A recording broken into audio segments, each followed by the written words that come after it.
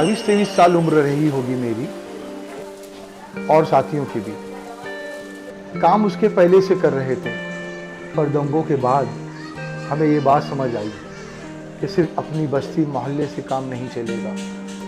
जब बात देश की है तो उसके मूल पर काम करना पड़ेगा। हिंदू मुस्लिम एकता के साथ हक की लड़ाई लड़नी होगी। इसलिए उसके बाद हमने इकट्ठे अपना काम करना शुरू किया।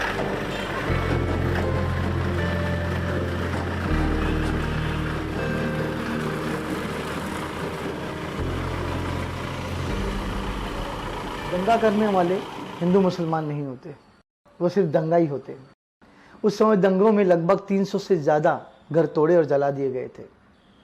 वो सिर्फ घर नहीं थे, परिवार भी थे, जिनके साथ हमें रहना भी था।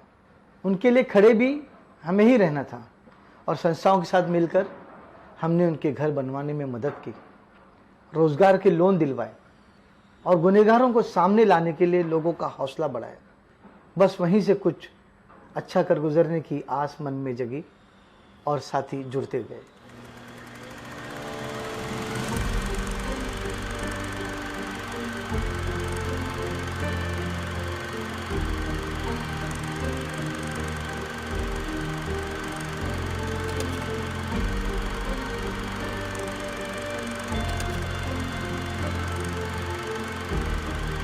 उस टाइम पे हम लोगों ने ये सोचा कि दंगल करने वाले लोग अलग ही थे, सर्वसामान्य लोग कोई भी नहीं था उसमें।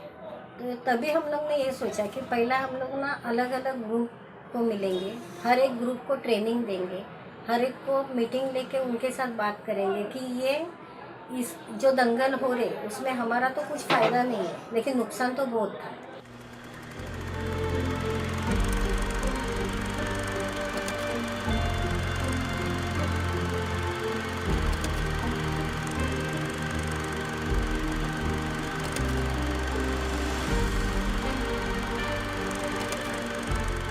जो राधाबाई चाल के नाम से एक चाल था, जिसके जो बहुत ही वहाँ पे जो मतलब इसको जो है फोकस में लाया गया। कुछ लड़के अरेस्ट हुए थे, और अरेस्ट हुए थे तो अब उनके लिए जो है मतलब कोई कुछ करने वाला तो था नहीं। तो साजिद भाई ने जो है देखे कि टाटा कोर्ट से लेकर के जो है यहाँ बॉम्बे में जो है उन्होंने जो है बहुत कोशिश किया।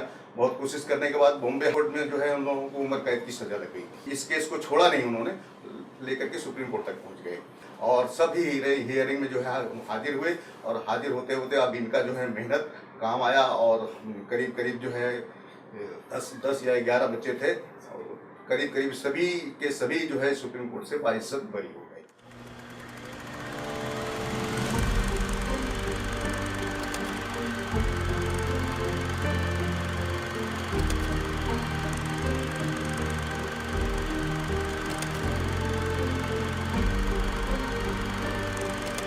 अपनी फसलों को कुएं खोद के सैराब करो, तो अपनी फसलों को कुएं खोद के सैराब करो, हाथ फैलाने से बारिश नहीं होने वाली।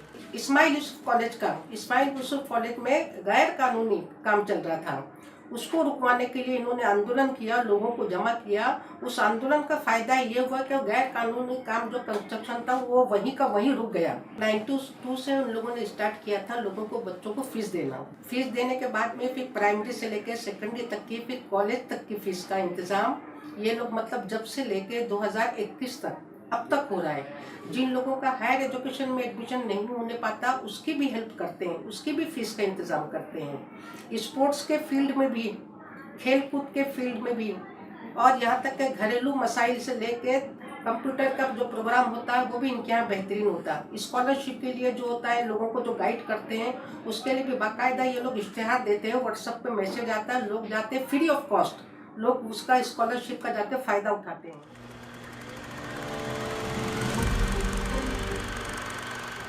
इंसान की सबसे बड़ी ज़रूरत रोटी, कपड़ा और मकान है। मेहनत से हर चीज़ मिल भी जाती है, पर उसी मेहनत से मिले हुए घरों पर, मकानों पर फ्रॉड बिल्डरों की घाघ भरी नज़रें होती है।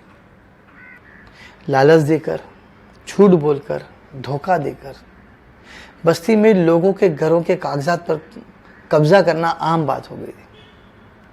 फिर हमने इसके खिलाफ आवाज़ उठाई, लोगों को जागरूक किया। बदले में हमें धमकाया और झूठे केसेस में फंसाया गया। फिर भी हम दबे नहीं, झुके नहीं, रुके भी नहीं। संघर्ष जारी रखा और आगे भी जारी रहेगा।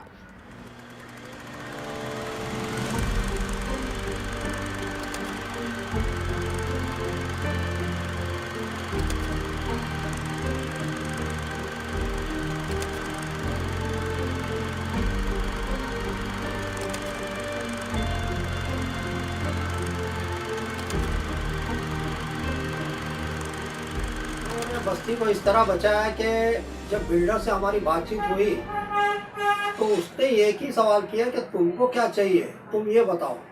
हमने क्या कहा कि घर के बदले घर, हमारे जितने भी लोग हैं सबको घर के बदले घर मिलना चाहिए, हमको कुछ नहीं चाहिए।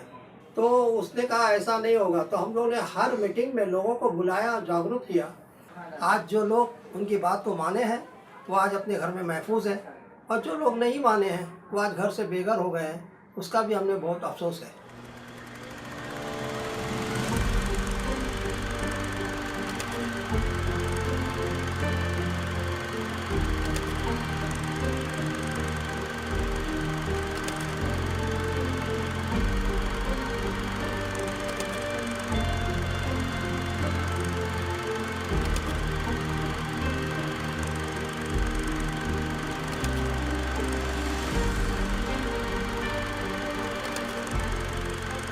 बरसात के बाद 92 के हम लोगों ने बच्चे जो स्कूल से छूट गए थे क्योंकि डर की वजह से पेरेंट्स बच्चों को नहीं भेजते थे स्कूल।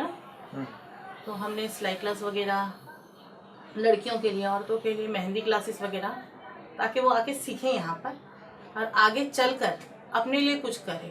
फिर इसी के साथ साथ एम्ब्रॉयडरी क्लासेस वगैरह भी शुरू किए। औरतों को सिलाई मशीन वगैरह भी ऑफिस के थ्रू दिया गया है ताकि वो उसमें काम करके अपना घर पाल सके।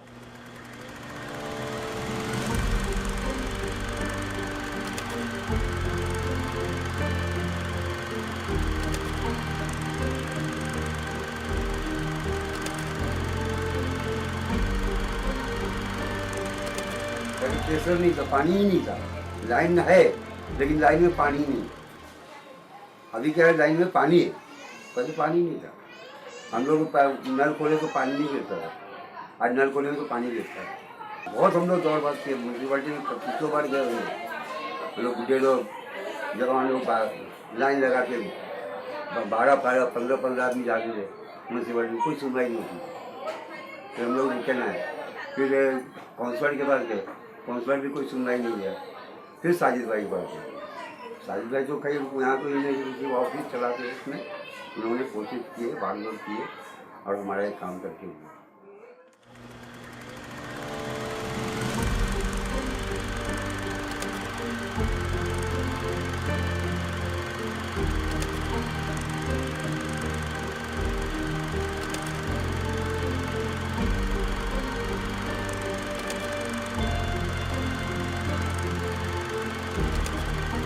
दो सालों से हम कोरोना महामारी के शिकार हैं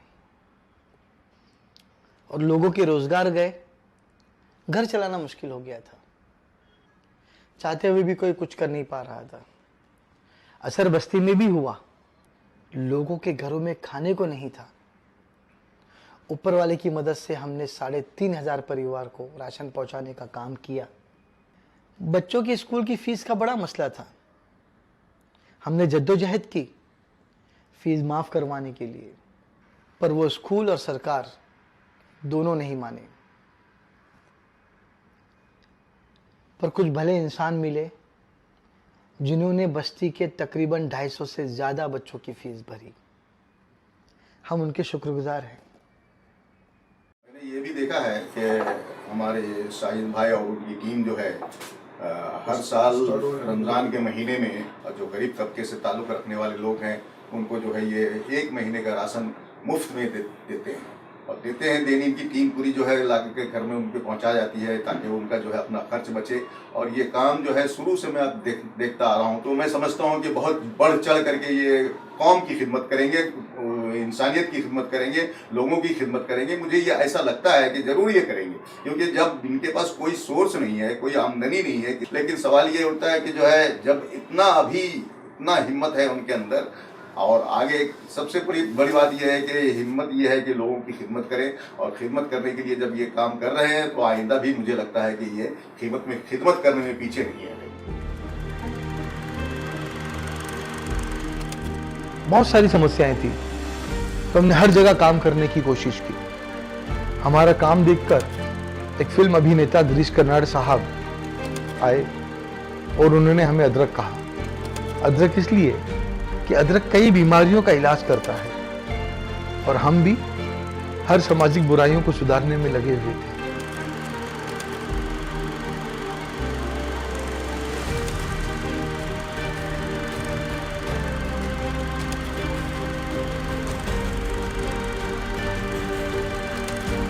समस्या थी, आगे भी रहेगी। हमेशा इतने सालों में जो भी किया उसमें हमारा एक उद्देश्य साफ था, उसे आगे बढ़ाने के लिए और लोग तैयार करना। वो कहते हैं ना कि लीडर बनाना, बात सिर्फ एक आदमी की लीडर बनने की नहीं है।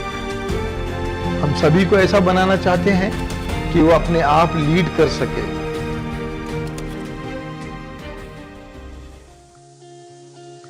किसी ने ठीक ही कहा है कि सिस्टम को सुधारने के लिए उसका हिस्सा बनना होगा, खिदमत का दायरा बढ़ाने के लिए उसका जरिया बदलना होगा, परिवर्तन लाने के लिए परिवर्तित होना होगा।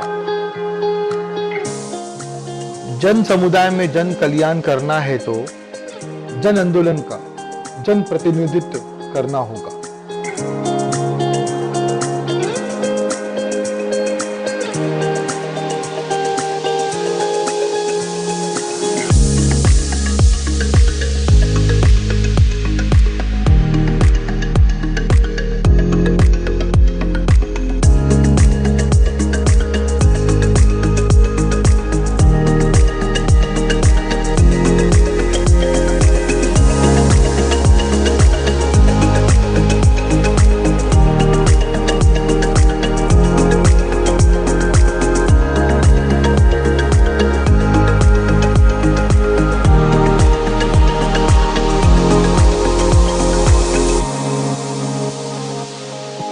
इसी लक्ष्य को आगे बढ़ाते हुए हमने जन परिवर्तन पार्टी की नींव रखी। हम हमारे हर काम को और आगे बढ़ाने जा रहे हैं और उसके लिए जन परिवर्तन पार्टी हमारा अगला कदम। लोगों के साथ काम करके तो काफी अच्छा सफर रहा। साजिद के साथ में उस वक्त से ही जुड़ा हुआ। साजिद भाई ने हमारे लिए एसआरए में बहुत कुछ काम किया है। कि इन्होंने कभी हिम्मत नहीं हारा है। साजिद भाई हमें जहाँ सच तक का मेरे साथ कदम देते आगे हैं। नहीं बढ़ पाते थे, उससे आगे उन्होंने हर मेरा जगह साथ पब्लिक को जागरूक साजिद किया। भाई साजिद भाई हैं। ने हमारे लिए को बचाया है। जनाब साजिद भाई का बहुत शुक्रिया। खिदमत करने में पीछे नहीं। साजिद के साथ साजिद में भाई उस वक्त से ही हमेशा जुड़ा हुआ हमारे है। हर जगह साजिद पब्लिक भाई को मेरे जागरूक आदत किया ऐसी है। देखी खिदमत है करने में कि पीछे अगर आप बचाया फोन है। करोगे वो बिजी रहेंगे तो आप जहाँ जहाँ तक तक भाई मेरे कदम आगे मेरे साजिद साथ के साथ में भाई पूरा मिशन में साजिद का काम साजिद भाई हैं।